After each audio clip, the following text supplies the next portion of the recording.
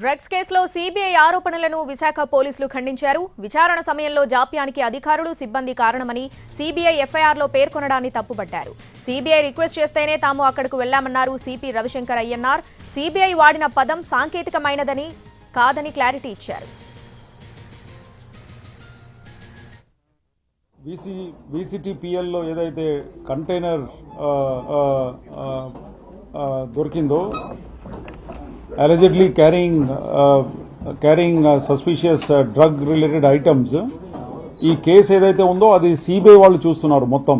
Okay, so వాళ్ళకు వచ్చిన interpole నుంచి వచ్చిన ఇన్ఫర్మేషన్ మీద వాళ్ళ బృందం వాళ్ళ టీం మన వైజాగ్లో ఉన్న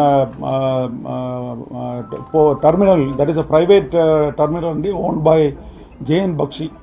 వాళ్ళ టర్మినల్లో ప్రైవేట్ టర్మినల్లోకి వచ్చేసి వాళ్ళు శోధన చేయడం అంతా కూడా మొదలుపెట్టారు. అక్కడ ఒక బ్రెజిల్ నుంచి వచ్చిన కంటైనర్, ఆ కంటైనర్ ఇక్కడ సంధ్య మరీన్ ఎక్స్పోర్ట్ లిమిటెడ్ వాళ్ళ ప్లేస్ చేసిన ఆర్డర్ అండి. దానికి సంబంధించిన కంటైనర్లో సస్పీషియస్ డ్రగ్స్ ఉన్నాయని చెప్పేసి ఇంటర్పోల్ నుంచి ఏదైతే అలర్ట్ వచ్చిందో దాని మీద సిబిఐ బృందం ఇక్కడ వైజాగ్ రావడం జరిగింది. అండ్ వాళ్ళు దాని మీద ఇప్పుడు మొత్తం పరిశోధన చేస్తున్నారు. ఇప్పుడు ఇక్కడ ముఖ్యమైన విషయం ఏమంటే దాంట్లో లోకల్ వైజాగ్ గవర్నమెంట్ ఆఫీషియల్స్ అక్కడ ఉండటం వల్ల అక్కడ డిలే అయిందని చెప్పేసి కొంత ప్రచారం జరుగుతుంది. అది అవాస్తవం.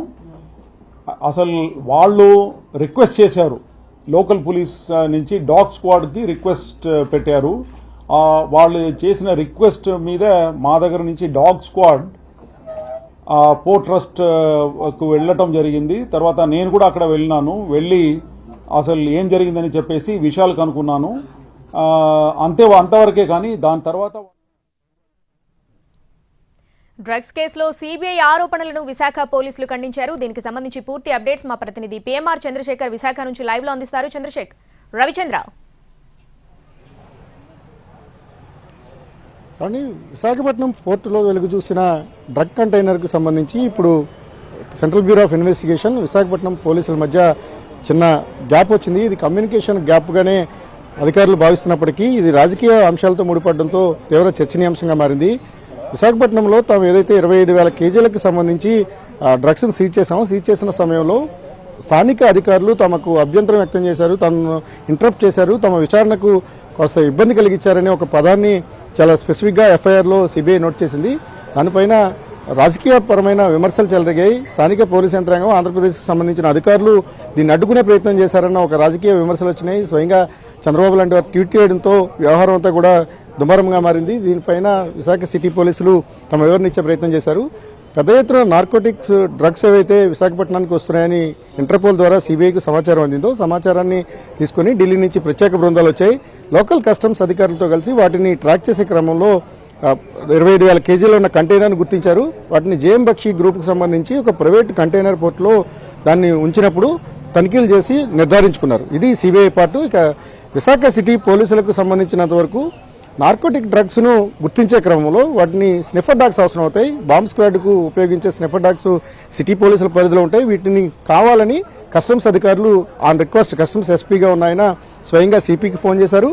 సిపికి ఫోన్ చేసి రిక్వెస్ట్ చేసిన మేరకు ఆయన స్నిఫర్ డాగ్స్ తో పాటుగా స్వయంగా సిపి కూడా వెళ్లారు. దాదాపు 25,000 కేజీలకు సంబంధించి 100 కోట్ల రూపాయల విలువైన మాదక ద్రవ్యాల అక్రమ రవాణా కేసు తన పరిధిలో జరుగుతుంది.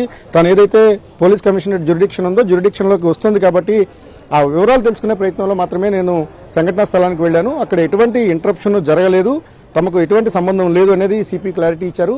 అదే సమయంలో సిబిఐ ఏదైతే తన 10 పేజీల ఎఫ్ఐఆర్లో భాగంగా ఒక 2 లైన్లు రాసిందో ఆ 2 లైన్లకు సంబంధించి ఒక వివరణ ఇచ్చే ప్రయత్నాన్ని సిటీ పోలీస్ కమిషనర్ చేశారు. అది కేవలం ఇంటరప్షన్ అనే మాటను వారు చాలా స్పష్టంగా పేర్కొన్నారు. దానికి మేము కూడా క్లారిఫికేషన్ తీసుకున్నాం.